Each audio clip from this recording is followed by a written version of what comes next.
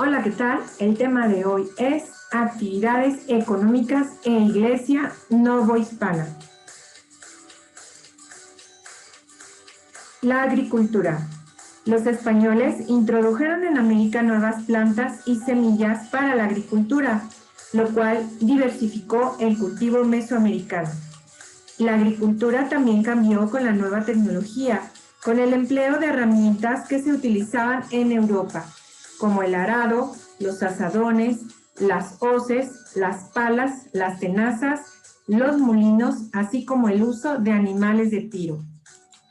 Varias especies locales conservaron su importancia, por ejemplo, el maíz, que se convirtió en el primer producto comercial, el agave, que se usaba para producir fibras como el henequén, y bebidas alcohólicas como el mezcal, el tequila y el maguey para preparar el pulque.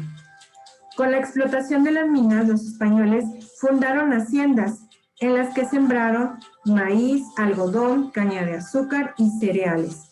Entre los cereales que introdujeron los españoles fueron el trigo, el arroz, la cebada y el centeno. Entre las hortalizas, verduras y legumbres que fueron introducidas desde España están la zanahoria, el rábano, la lechuga, la col, la cebolla y el ajo. De los árboles frutales, el higo, la vid que nos da la uva, el olivo que nos da la aceituna, el nogal que nos da la nuez, el durazno, la manzana, la pera, el limón, la naranja y la caña de azúcar. Para producir textiles, los españoles trajeron el lino, el algodón, el cáñamo, la morera para la crianza del gusano de seda. La minería. Desde el siglo XVI se aportaron varios territorios. Se descubrieron yacimientos de plata y oro. Al poco tiempo, la minería se convirtió en la actividad más importante del virreinato y se integró al comercio internacional, lo que impulsó las otras actividades económicas novohispanas. En el norte de Nueva España se establecieron otras formas de explotación, diferentes a las existentes en el centro. Se reclutaron indios de reparto, trabajadores a quienes, aparte de su sueldo, se les pagaba un extra según la cantidad de metal que extrajeran. En el siglo XVIII, Nueva España se había constituido como el territorio más importante para la corona española, ya que de sus minas se obtenían grandes cantidades de valiosos metales que exportaban a Europa y Asia. Mucha de la plata extraída de minas de Guanajuato, San Luis Potosí y Zacatecas se exportaba a Filipinas y de ahí a China. La ganadería. Los españoles trajeron a América varias especies de animales, tanto para actividades agrícolas y mineras como para su alimentación. Durante el virreinato hubo restricciones para el uso de posesión de ganado mayor como vacas y caballos, pero con el tiempo los indígenas incorporaron la crianza de ganado menor como cabras, cerdos y borregos. El pastoreo y sus actividades cotidianas fueron propias para los indígenas. Desde las primeras décadas del siglo XVI, las condiciones climáticas y geográficas favorecieron la producción ganadera. Como consecuencia, los precios de la carne, la leche y sus derivados, piel, embutidos y cuero, quesos, fueron accesibles para más personas. Incluso la dieta de los indígenas se transformó, pues se agregó el consumo de cerdos y gallinas. También la crianza de borregos permitió una importante producción de lana, lo que posibilitó la fabricación de telas. El caballo fue uno de los animales traídos por los españoles que más influyó en la vida cotidiana. Algunos se ocuparon para cultivar las tierras jalando los arados, otros por los comerciantes en sus largos territorios y algunos más por los novohispanos ricos, para participar en torneos, corridas de toros, juegos, cabalgatas, procesiones, paseos por las plazas y para cortejar a las damas. El comercio. Los productos ganaderos, agrícolas y mineros de Nueva España se distribuían mediante el comercio interno y externo.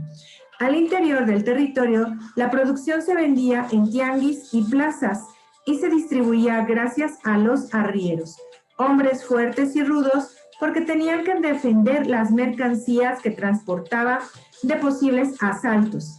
Además, se dice que eran muy honrados. Los sitios con mayor actividad comercial eran los puertos, especialmente dos: Veracruz, donde se intercambiaban productos con España, como materias primas, productos de minería, grana de cochinilla, palo de Campeche y vainilla.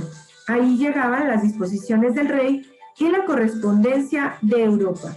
El otro puerto era Acapulco, que tenía rutas con destino a Asia, de donde se traían mercancías de lujo: ropa, seda, marfil, especias, papel y pólvora. En este mapa se aprecian los principales puertos. Posteriormente se agregó el puerto de Oaxaca en Huatulco para llegar a Perú. Para la venta de ciertos productos era necesario la autorización del virrey.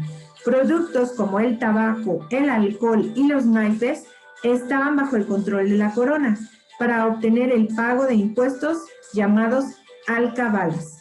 Estos bienes eran objetos de contrabando. El comercio se volvió tan importante que el rey decidió y autorizó la fundación del Consulado de Comerciantes en la Ciudad de México. En el siglo XVIII, la corona fundó dos nuevos consulados en Veracruz y en Guadalajara. Los principales problemas a los que se enfrentó el comercio marítimo fueron la piratería, el contrabando, los huracanes y el monopolio de algunos comerciantes. La Iglesia novohispana. La Iglesia tuvo gran importancia durante el virreinato, pues los reyes españoles gozaron de un privilegio que se le llamó patronato real. Este consistió en un permiso que les otorgó el Papa para controlar todos los asuntos administrativos de la Iglesia Católica en su imperio. Por eso, los reyes designaban a todas las autoridades eclesiásticas, entre ellas los obispos, quienes solían ser altos funcionarios de la corona. Incluso llegaron a ejercer el cargo de virreyes. De esta forma, la Iglesia novohispana estaba muy influida por los intereses políticos de la corona.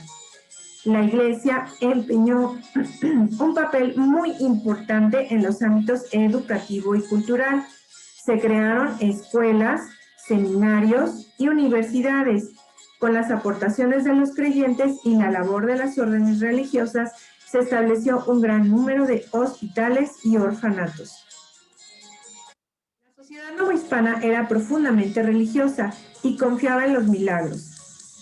En las iglesias se veneraban a los santos que se habían aparecido en sus pueblos.